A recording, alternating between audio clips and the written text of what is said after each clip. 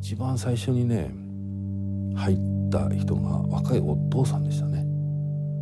若いお父さんがね、突然彼女の口からね子供の名前を叫び出したんですよ。若菜若菜若菜のところに迎えに行かなくちゃダメだ。迎えに行って助け出さないといけない。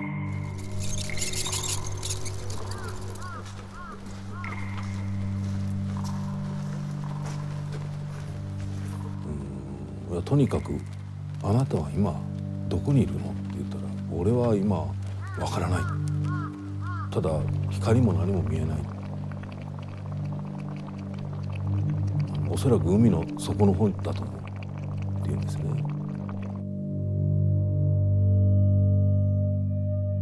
いやそんなことないからとにかく光を見つけてね、光の方に向かって歩みなさい。何回かこう押し問答するわけなんですよね。でお前は一体その俺をどこに導こうとしてんだ。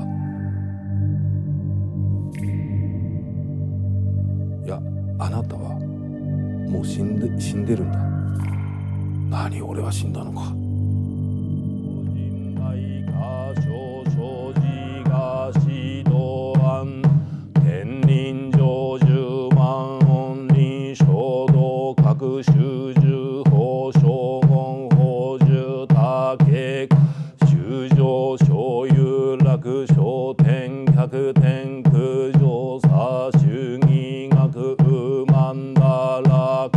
これが憑依した女の子の中から出てきた人たちの名簿です。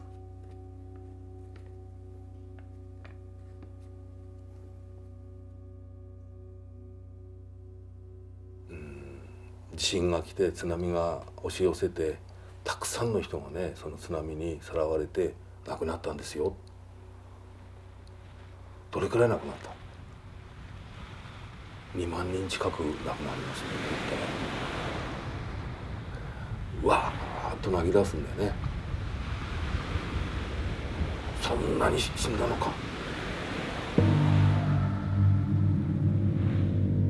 あなたはその中の一人なんですよ。